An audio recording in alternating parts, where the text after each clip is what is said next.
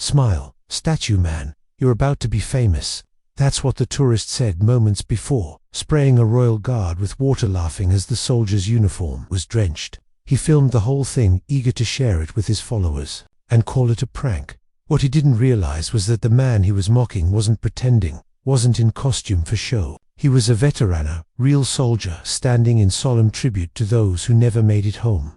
And when Lance Corporal Calder finally broke protocol and spoke, the entire courtyard fell into stunned silence. Before we reveal what happened next, drop a comment telling us where in the world you're watching from. And if you believe some things should never be mocked, make sure you're subscribed, because what you're about to see may forever change the way you think about respect. The morning sun cast long shadows across the cobblestones of Buckingham Palace as tourists began their daily pilgrimage to witness one of Britain's most enduring traditions. Among them was Sergei Ivan, a 28-year-old Russian influencer whose entire existence revolved around the next viral moment. His phone was already recording as he approached the palace gates, his followers watching eagerly through the live stream that had made him wealthy beyond his wildest dreams. Sergei had built his empire on the backs of unsuspecting victims. His YouTube channel, Sergei's Wild World, boasted 12 million subscribers who tuned in religiously to watch him humiliate strangers,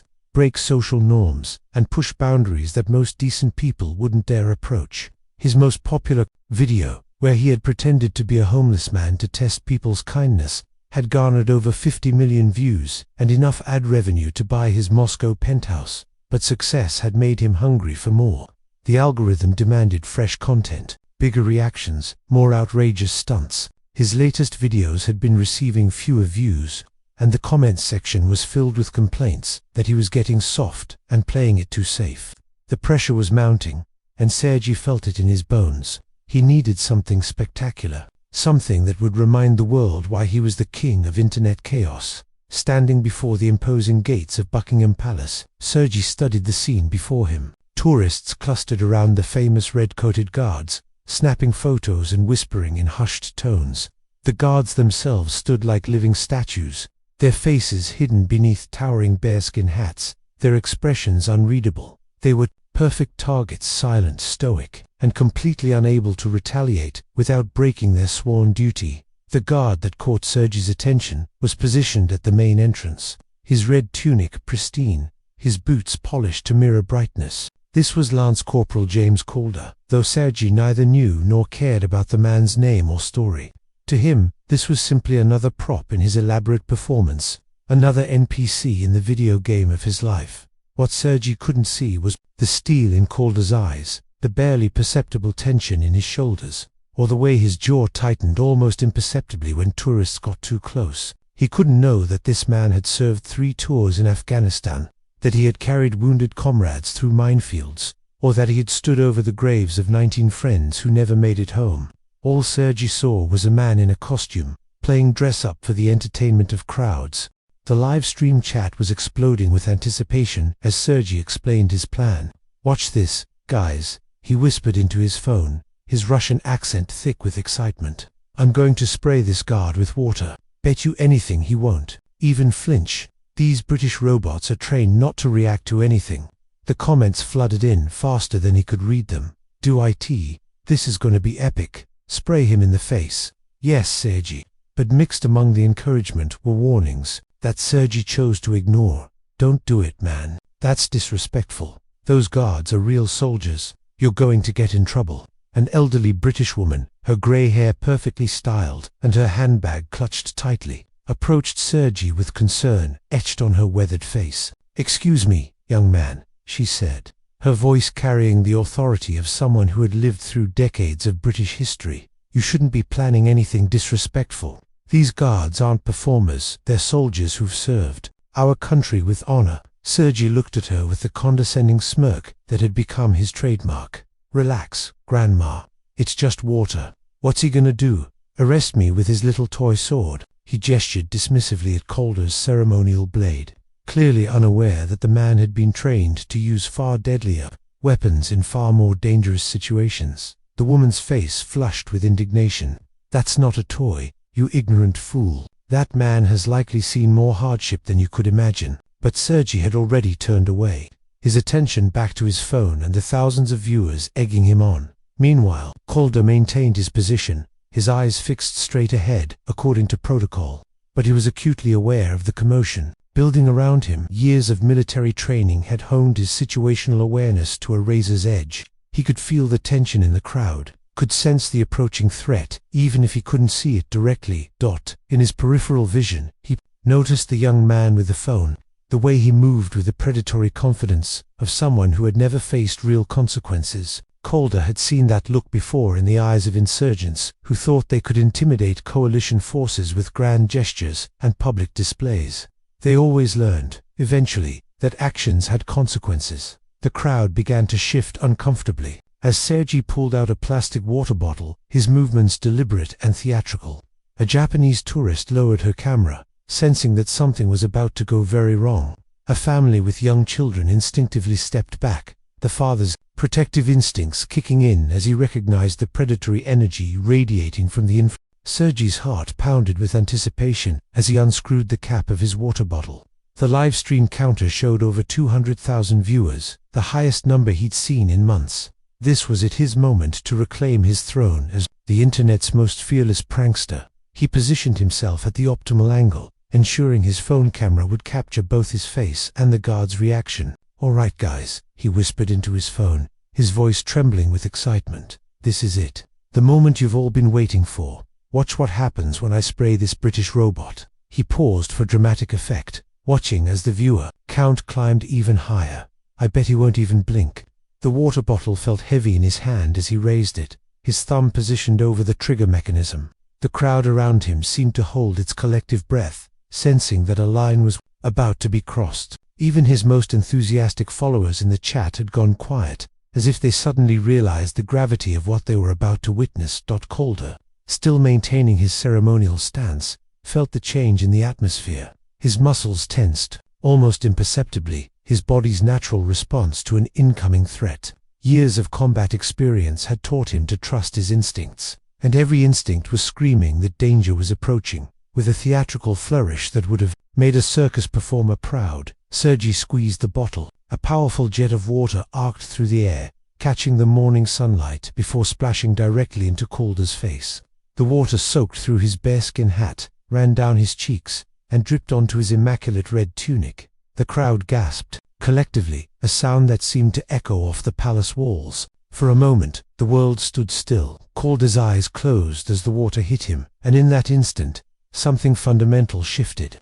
This wasn't just water, it was every disrespectful act he'd witnessed, every fallen comrade whose memory was being mocked, every principle he'd sworn to uphold being trampled by some punk with a camera. Sergei's triumphant grin froze on his face as he watched the water drip from the guard's hat. The live stream chat had gone completely silent, as if 200,000 people had suddenly realized they were witnessing something that would haunt them. Even the most devoted trolls seemed to sense that this wasn't funny anymore. The silence stretched on, broken only by the distant sound of London traffic and the nervous shuffling of tourists' feet. Calder remained motionless for what felt like an eternity, water still dripping from his uniform. Then, slowly, deliberately, he turned his head.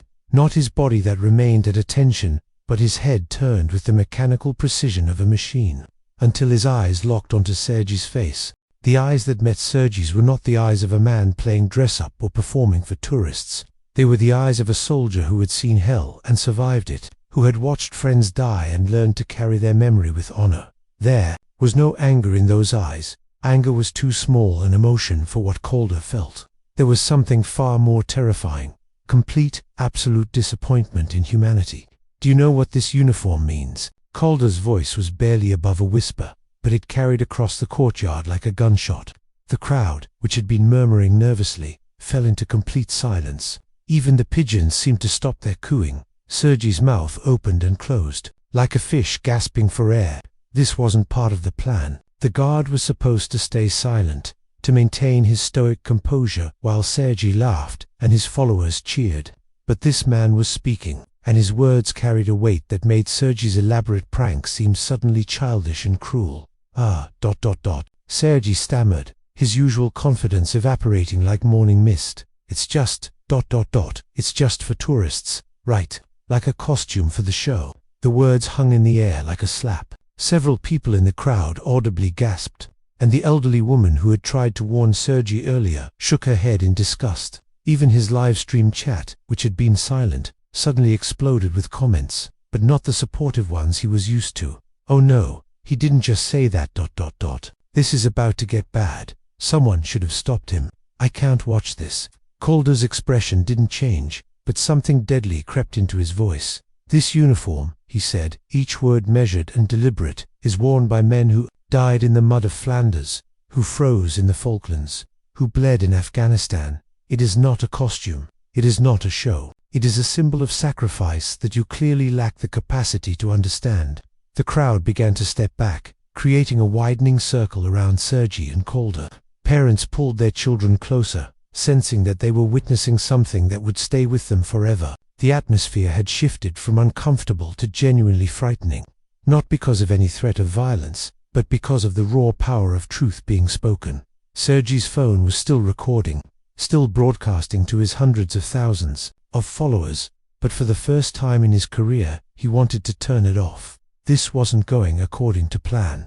The guard was supposed to be silent, stoic, controllable. Instead, he was human, devastatingly, powerfully human. "Look," Sergei said, his voice cracking slightly, "I didn't mean any harm. It's just water, just a prank. People need to learn to laugh." "Laugh," Calder interrupted, and for the first time, there was real emotion in his voice. Not anger, but something far more heartbreaking, profound sadness. "You want to know what's funny? You think this is entertainment?"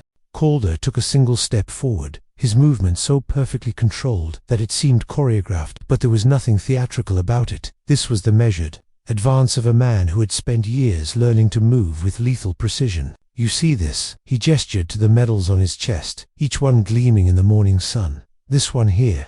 This is for my sergeant, Michael Thompson, 24 years old, married, with a baby daughter he never got to meet. An improvised, explosive device turned him into vapor in a marketplace in Kabul. He died protecting Afghan civilians who were trying to buy bread for their families." The crowd was completely silent now, hanging on every word. Sergei's live stream had over 300,000 viewers, but the chat had gone quiet, except for occasional messages of support, not for Sergei, but for the guard. "This one," Calder continued, touching another medal. "Private Danny Williams, 19 years old, youngest in our unit. He had this stupid laugh that could make anyone smile, even in the worst conditions. He stepped on a mine trying to rescue a wounded translator. Took him 14 minutes to die, and he spent every one of them apologizing to his mum for not calling her more often." Sergei's face had gone pale. The water bottle hung limply from his hand, forgotten. This wasn't the reaction he had expected, wasn't the content he could monetize. This was real pain, real loss, real humanity, and it was making him feel smaller with every word. "And this one," Calder's voice was getting quieter, more intense, "is for Corporal Sarah Mitchell, first woman in our unit. Tougher than any of us men, smarter too. She saved my life twice. The last time, she didn't save her own IED. She was 26, had a degree in engineering, wanted to build bridges when she got home. Instead, she's buried in a military cemetery, and her mother gets a folded flag." The elderly woman who had tried to warn Sergei earlier was openly crying now. A young man in the crowd had removed his hat in respect. Even the tourists who didn't speak English could feel the weight of what was happening. "You know what she would say about your little prank?" Calder asked, his eyes never leaving Sergei's face. "She'd say you're a coward, that you pick on people who can't fight back because you're too weak to face real opposition. She'd say you're everything. We fought against someone who takes freedom and turns it into an excuse for cruelty." Sergei opened his mouth to respond, but no words came.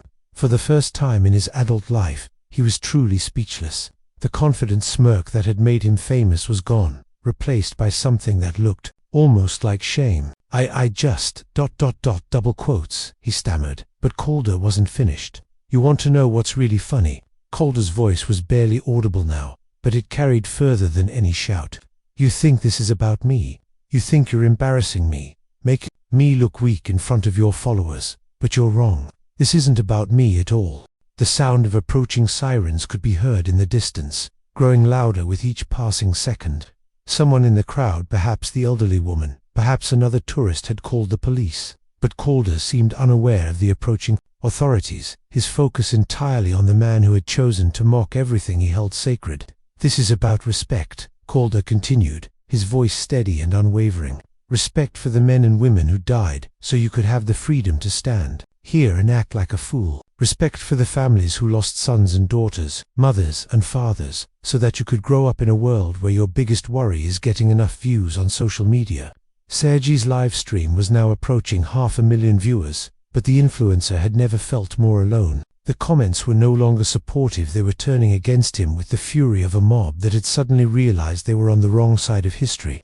"You're right," Sergei whispered, so quietly that only the closest observers could hear him. "I'm sorry, I didn't think that's the problem," Calder said, cutting him off. "You didn't think. You saw a man in a uniform and decided he was less than human. You saw tradition and history and sacrifice, and you decided it was all a joke. You took something sacred and turned it into content for your entertainment empire." The police vehicles were visible now, their blue lights flashing as they navigated through the crowd of tourists, but the real judgment was happening right here, in the court of public opinion, broadcast live to hundreds of thousands of people who were witnessing something unprecedented. "You know what the worst part is?" Calder asked, and for the first time, his voice carried a hint of genuine anger. "It's not that you disrespected me. I've been disrespected by better men than you. It's that you disrespected them." He touched his medals again. "You disrespected their memory. You turned their sacrifice into a punchline." Sergei's phone was shaking in his hand. The confident facade that had made him wealthy was crumbling in real time, and his followers were watching every second of it. But more than that, they were learning something about respect, about dignity, about the weight of actions and consequences. I served with heroes," Calder said, his voice growing stronger. "Real heroes, men and women who ran toward danger while others ran away, who gave their lives for strangers, who died believing that their sacrifice meant something, and you make a mockery of everything they stood for." The police officers were pushing through the crowd now, their presence adding an official weight to what was already a moment of profound reckoning. But they seemed to sense that something important was happening, something that shouldn't be interrupted. "This uniform," Calder said, straightening his shoulders, "is not a costume. It's a promise that their sacrifice will be remembered, that their service will be honored, that their memory will be protected. And you just broke that promise." The lead police officer, a stern-faced woman with sergeant's stripes, approached cautiously. She had seen the crowd, heard the reports of a disturbance, but as she got closer, she realized she was walking into something far more complex than a simple tourist incident. "What's going on here?" she asked, her voice carrying the authority of someone accustomed to dealing with London's daily chaos. Before Sergei could speak, the elderly woman who had tried to warn him earlier stepped forward. "This young man," she said, her voice shaking with emotion, "assaulted the guard, sprayed him with water while he was on duty." For his social media, the officer's expression hardened. Assaulting a royal guard was a serious offense, but she could see there was more to this story.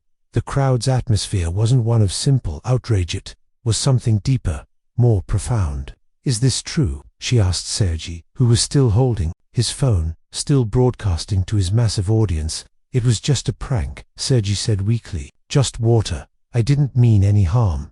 Just water." The officer's voice was incredulous. "You assaulted a member of the Queen's Guard during his official duties, and you think just water is a defense?" Calder finally spoke, his voice calm and measured. "Officer, this gentleman has been recording everything. I believe you'll find all the evidence you need on his social media platform." The officer looked at Sergei's phone, then at the crowd, then back at Calder. "Are you all right, Corporal?" "I'm fine, ma'am," Calder replied. "Just wet." But the officer could see that this was about more than just being wet. The crowd's energy, the way people were looking at Sergei with a mixture of disgust and pity, the way the guard's words seemed to have affected everyone present, this was about something fundamental. "Sir," she said to Sergei, "I'm going to need you to turn off your recording device and come with me." "But my followers," Sergei started. "Your followers just watched you commit assault." The officer cut him off. "I don't think that's the kind of content you want to be associated with." As if on cue, Sergei's phone began buzzing with notifications. His social media accounts were being flooded with comments, but not the kind he was used to. People were sharing clips of Calder's speech, but not to mock him, to honor him. The hashtag respect the guard was already trending, and with it came a wave of support for the soldier and condemnation for the This is going viral, one of the tourists whispered to her companion, but not in the way he wanted. Indeed, as word spread through social media, the story was being picked up by news outlets around the world. The footage of Calder's response was being shared millions of times, but the narrative was clear. This wasn't about a funny prank gone wrong. This was about a moment of profound human dignity in the face of thoughtless cruelty. As the police officer began to place Sergei in handcuffs, the reality of his situation began to sink in. This wasn't just a prank gone wrong, this was a career-ending disaster. His phone was still recording, still broadcasting to his followers, and they were witnessing his complete humiliation in reality. Wait, Sergei said, panic creeping into his voice. This is all a misunderstanding. I have 12 million followers. This is just content. It's what people want to see. The officer paused, her handcuffs clicking shut around Sergei's wrists. Is that really what you think people want to see? Someone disrespecting a war veteran for entertainment? The crowd had grown larger, with more people stopping to see what was happening. But instead of the supportive audience Sergei was used to, these faces showed disgust, disappointment, and anger. Parents were using him as a teaching moment for their children, explaining why respect matters, why actions have consequences. You know what people really want to see, Calder said, his voice cutting through the chaos. They want to see courage, honor, sacrifice. They want to see people who stand for something bigger than themselves. You've given them the opposite. You've shown them what happens when selfishness masquerades as entertainment. As the officer led Sergei away, his phone was still recording, still broadcasting. His followers were watching him being arrested, watching his empire crumble but more than that, they were learning something about respect, about dignity, about the difference between confidence and arrogance. The elderly woman who had tried to warn him earlier approached Calder. "Are you all right, young man?" she asked, her voice filled with genuine concern. "I'm fine, ma'am," Calder replied, returning to his ceremonial position. "Just doing my job." But she could see the weight in his eyes, the way his jaw was set with determination. "You did more than your job today," she said quietly. "You stood up for something important." As the police car pulled away with Sergei in the back seat, the crowd began to disperse, but the moment lingered, captured forever in the digital realm, spreading across social media platforms with unprecedented speed. The story was being told and retold, but now it was Calder who was the hero, and Sergei who was the cautionary tale. News outlets were already picking up the story. Influencer arrested after disrespecting Royal Guard. Viral video shows powerful response to tourist prank. When respect meets disrespect, a moment that changed everything. The impact was immediate and devastating for Sergei. His sponsors began dropping him within hours. His social media accounts were flooded with negative comments. His booking agents cancelled upcoming appearances.